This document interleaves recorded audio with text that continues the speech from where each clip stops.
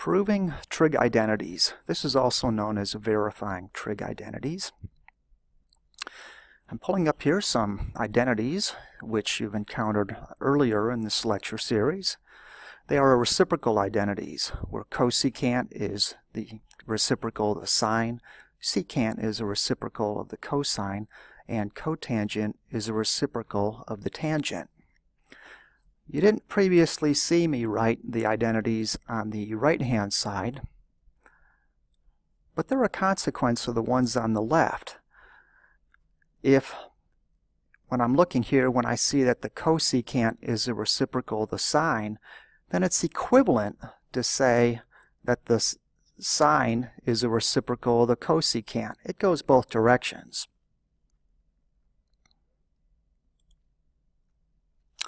What we'll be doing in this lesson is we'll be given statements and we'll see if we can prove them based on the identities that we already know.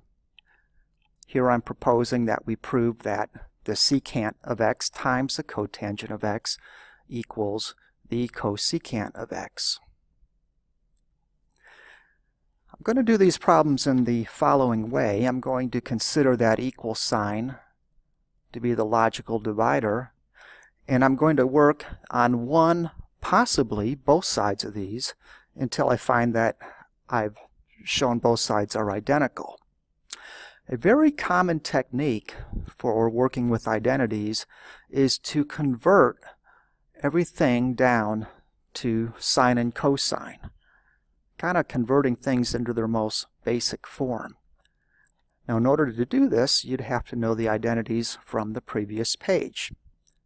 First of all, the secant of x. The secant of x is equal to the reciprocal of the cosine of x. So we'd have 1 over cosine of x times, now how about the cotangent of x? Well, the cotangent of x in terms of sine and cosine equals the cosine over the sine. Please remember that the tangent equals a sine over the cosine, so the cotangent will just be the reciprocal of that, cosine over sine. Now to do the right-hand side, we look at cosecant of x, and we have to remember what's that in terms of sine or cosine. Well, the cosecant is 1 over the sine. Well, let's see what we've got. On the left-hand side now, we can cancel out the cosines, and notice that the left-hand side leaves us with 1 over the sine of x. The right-hand side is 1 over the sine of x. Sure enough, those are true. So that verifies that the original statement is true. Of course, let's have a look at another example. Prove that 1 over secant times tangent times sine equals sine squared. Well, okay, let's try again to change all of these into sine and cosine. The first fraction there, again, think of equals as being your dividing line. The reciprocal of the secant, what is that? Is that the sine or the cosine? Well, the reciprocal of the secant is the cosine. Tangent, in terms of sine and cosine, would be the sine over the cosine. That last expression there, of course, was already sine, so I'll just copy that down. The right-hand side's already in terms of sine, so let's just see what happens here on the left. The cosine would cancel the cosine, since one's in the numerator, one's in the denominator. And notice we are in fact left on the left-hand side with sine x times sine x. That's the same as saying sine squared x. And that's identical to what we had on the right-hand side all along. Identity verified. Now sometimes there are some other identities that you need to verify identities. These ones on this page are called the Pythagorean identities. Sine squared plus cosine squared is 1. 1 plus tangent squared equals secant squared.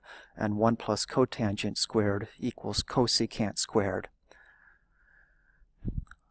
Each of these can be used directly in the form they're given or in altered forms. So for instance, in the form it's given, if I have an identity where I can get it down to sine squared plus cosine squared, then I know I can replace that expression by a 1. But what would happen if you had 1 minus cosine squared? Would we get anything from this particular identity? Well, sure we would. Look at this identity, and suppose we subtracted, again I'm looking at this original identity here on the left, suppose we subtracted cosine squared from both sides. Then the left-hand side would be sine squared, and the right-hand side would be 1 minus cosine squared. So notice that 1 minus cosine squared would equal sine squared. So let's try applying these to some identities. Prove that, and I've reproduced Pythagorean identities to keep them handy. Prove that 2 cosine squared x plus sine squared x equals 1 plus cosine squared x. Well, on the left-hand side we have a cosine squared and a sine squared, so it kind of reminds me of the first of the Pythagorean identities, except for that 2 there. Well, let's just think more in terms of straightforward, simple algebra. We could subtract this cosine squared on the right-hand side of the equal sign as long as we also subtracted it from the left-hand side. And what would we have? Well, 2 cosine squared minus 1 cosine squared would just leave us with 1 cosine squared. You're subtracting the coefficients. 2 minus the implied 1 would give 1. And now we have plus sine squared x. The right-hand side we have 1. But now directly from this first Pythagorean identity, cosine squared plus sine squared equals 1. So we have 1 on the left, 1 on the right. The identity has been verified. Notice this takes some deep thought, some pattern recognition. Seeing cosine squared and sine squared certainly suggests the first of the Pythagorean identities over the other ones. Let's have a look at another example. Prove that sine x minus sine x times cosine squared x equals sine cube x. This problem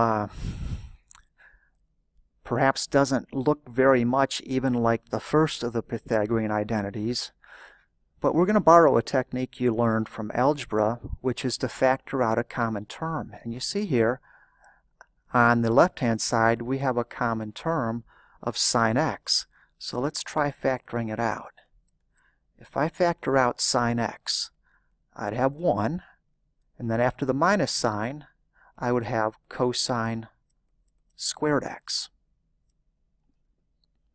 1 minus cosine squared x. That comes directly from this first one. I did it a moment ago, but I'll repeat it. If you subtract cosine squared from both sides, you get sine squared equals 1 minus cosine squared.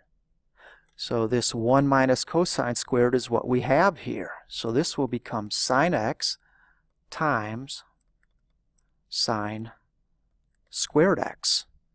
We can multiply those together, add the exponents, it would be sine cube x, which is exactly what we had on the other side here. Identity verified. Let's look at one more example here. Prove that sine squared x times 1 plus cotangent squared x equals secant squared minus tangent squared. All right. We don't see anything we could factor out. In fact, it already has been. Essentially, sine squared has already been factored out on the left. But let's look at this 1 plus cotangent squared. That there, notice, according to the third identity, can be replaced by cosecant squared. So let's do that on the left-hand side. That would be times cosecant squared. And how about this? Let's just work on the left-hand side a bit further, and then we'll go and work on the right-hand side. Well, cosecant, remember cosecant could be written in terms of the sine. That is, cosecant is 1 over the sine. So cosecant squared is 1 over the sine squared. We get a cancellation there, and the left-hand side is just equal to 1. Now let's look at the right-hand side. Secant squared minus tangent squared. It looks like this second one should be helpful. If we subtract tangent squared from both sides, this would give 1 equals secant squared minus tangent squared, which is exactly what we have on the right-hand side. So the right-hand side equals 1, and our identity is verified. Just a closing comment. These take a knowledge of your basic trig identities, and they require a certain amount of experimentation, maybe even some cleverness. They should best be thought of as mathematical puzzles. With a little bit of practice, you'll get better at them. Okay, good luck.